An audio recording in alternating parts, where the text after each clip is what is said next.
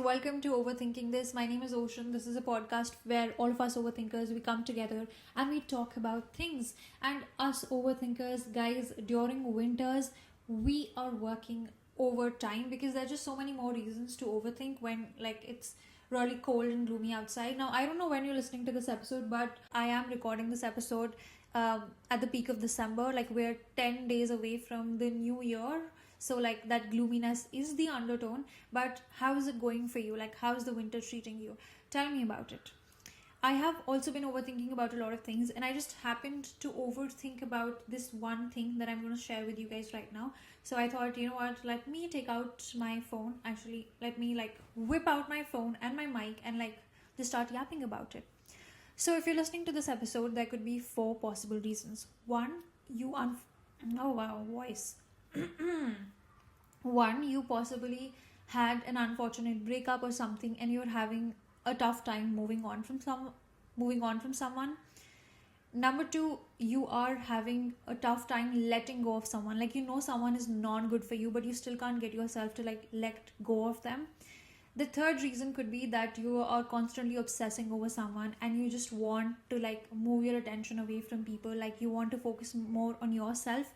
Or the fourth reason could be that you just listening to me and you watching my episodes. So you're watching it regardless. And if that's the case, hi Bestie. But of course there are a lot of reasons as to why you cannot move on and stuff like that. But one reason that really hit me hard the other day, randomly, was the fact that you want the other person to suffer without you.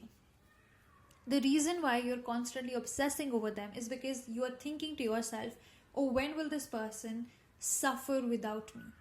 Right? Your entire thought process is revolving around how they're feeling, what they're doing, instead of how you're feeling and how you're doing. Now, I'll explain all of it in a more detail and more with more clarity. But before that, I want to say, once again, I'm not a relationship expert. I obviously cannot be one, but it's just I just overthink a lot and I share that with you guys, and it's we're just having a discussion with a friend. It's how when you and your friend you talk about a situation and then few days later you have a new way of thinking about the situation and then you call them up again and you're like, okay, so I've been analyzing the same situation for the 20th time and I have a new angle. That is what this podcast basically is, where I just share new angles to the same situation with you guys. So let's take the first scenario. You're having a hard time moving on because you want them to struggle without you. You want them to miss you. You want them to realize how good you were, how important you were, how amazing you were. And of course, it's a very natural feeling because I've seen so many people say things like, this person will regret leaving me. They'll never find someone like me, this or that. And in your brain, you're just hoping for them to call you someday and be like, you know what, you were right, I'm miserable without you, you were all that I wanted ever. And that might happen in rom-coms, honestly, but I don't know if that truly happens in real life. Even if it does, you just constantly thinking about it and obsessing over it will not do that. And this is the reason why you're having a hard time moving on, because you're constantly thinking about why are they not struggling without you, why are they not craving to talk to you, why do they not need you. And then you check their stories, you check where they are, and then you see they're out partying, they're laughing, they're doing okay, they're not desperately trying to reach out to you, and it hurts even more. The point is, once you've broken up with someone and you've decided to move on, you should be only focusing on yourself and how you're feeling. Okay? You are basically seeking validation from their reaction. Your validation will come from that person suffering without you. But you need to be confident enough to know that that's not your parameter of validation. You left for whatever reason. Now it's time to invest in yourself, focus in yourself. Your goal should not be for them to suffer and struggle. It should be for you to be happy.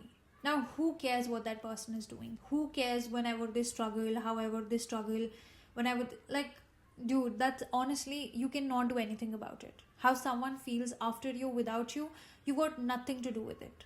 It's beyond your control. And if you're going to use that as a source of happiness, if you're going to be at peace and at happiness when they're oh yeah, I realized that I was miserable without you.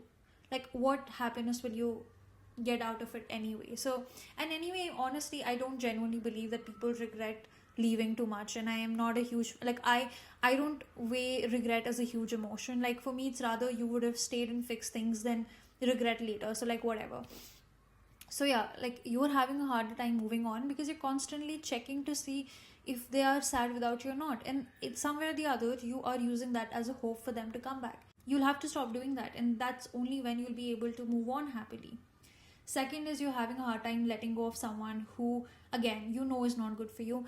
And the same thing could be the reason where you're thinking that, if I leave this person, they probably wouldn't even mind it much. They would be okay letting me go. And that's your problem. You are taking that to your ego. Knowing the fact that this person will easily let you go is what is bruising up your ego. And that's why you're not letting them go. Because it's some weird power struggle that you're stuck in. Because you're like, I would rather be with this person than face this harsh reality of how they're okay letting me go. Again, how much they want you, how badly they want you, should not be your source of validation. The more they want you is not the better you are, right? Like, that's a decision that you make for yourself. And I always say this, even though it's a weird analogy, a weird example, you could be a really delicious cup of tea, but maybe they just want matcha now or whatever now, and it's not your problem, honey. It ain't your problem. You have to focus on what's good for you. What's good for you? Are they good for you?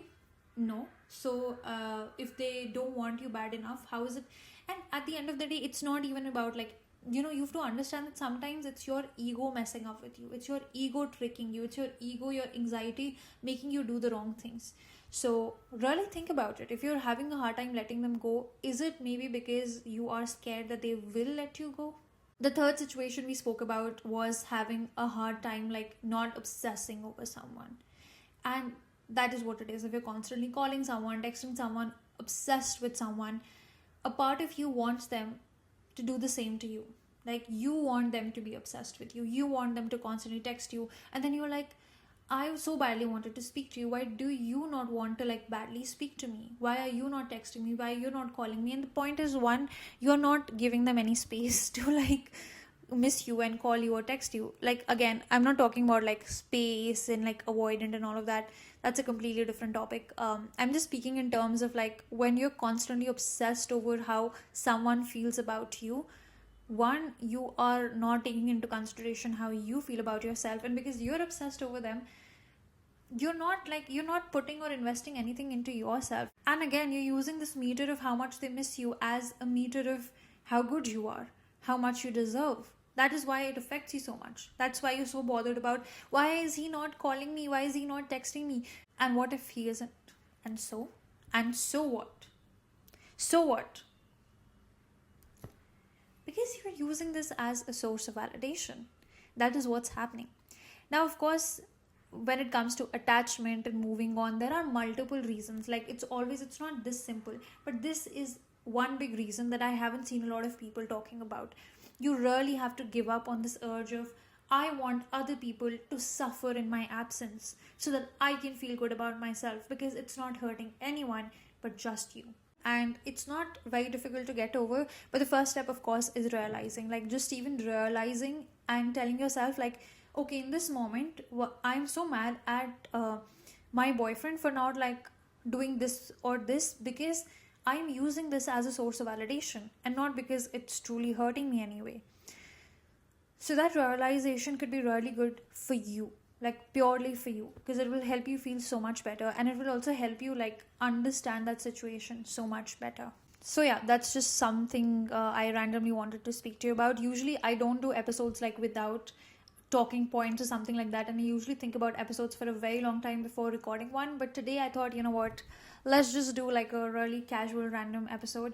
I hope you guys like it, find it useful. Tell me, what do you guys think about it? Like, in my DMs and my comments, what's your perspective on the situation?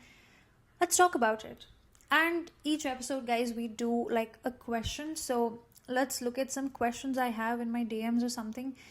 If I happen to not respond to you guys, please don't be mad at me, okay? Like, I usually try to respond, like, in podcast episodes itself, because then it helps, like, it helps like more people than just one person? This is a really good question, like very interesting. It says how to not get attracted to other people while you are in a relationship. How can I just find my person attractive and not others? Now, a lot of people will say to this and be like, how can you ever find someone else attractive when you're in a relationship? That's wrong. Like, that means your love is not strong enough. Listen, let's be realistic here. It's a very important, vulnerable question, and let's discuss. Let's talk about it as overthinkers. Now, this is just my take on the situation. I think the reason why you could possibly be getting attracted to other people when you are in a relationship is because there's something that is missing for you in this relationship. Now, when I say that, it doesn't mean your partner is bad or you're bad. Like, hear me out. Sometimes, out of whatever thought or reason, you can start missing something in your relationship. Like, this is something that is lacking in our relationship. This is something that's not there in our relationship. Now, this missing or lacking can be good, can be bad, could be right, can be wrong. Like, I'm putting the right and wrong away for a minute. I'm just talking about how you could be lacking something, and when you start receiving that from someone else, or you see those things that you want from someone else in someone else, you could possibly feel attracted to them. So if that attraction could be like, oh, my partner like never hears me out when I'm upset, but then this friend of mine at work, at college, really listens to me when I'm going through something, and that is what makes you feel attracted to them. That comfort is attracting you. Sometimes it's about, oh, this person treats me way more nicely, so then that becomes attractive. I don't know about looks per se. I can't really make up my mind. Like, if you are in a relationship, can you find other people like physically attractive? Maybe, perhaps. Like, then that could just be like, oh, this person looks good, and then getting on with your life. Honestly, for me, I don't really believe in like getting attracted to looks per se, because like to me, my first parameter of attraction is like how someone makes you feel. So, but like if you guys have a perspective on it, please share. But I feel like in other aspects, you could possibly start feeling attracted to some people because you feel like something is lacking or missing in your relationship. And this specifically happens when you are having a hard time in your relationship. So one, just the acceptance of it. Dude, like I feel like because I was having a very difficult time with my partner lately, I just started feeling like, oh, this person is speaking to me more nicely. That acknowledgement will help you draw your boundaries. And that's also the reason why, there's always this conversation about to not put yourself in situations where you know that attraction can occur.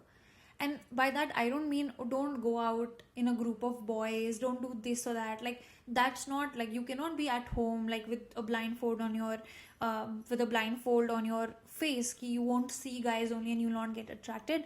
I mean, like, in situations that could be compromising, like in situations that could be bad.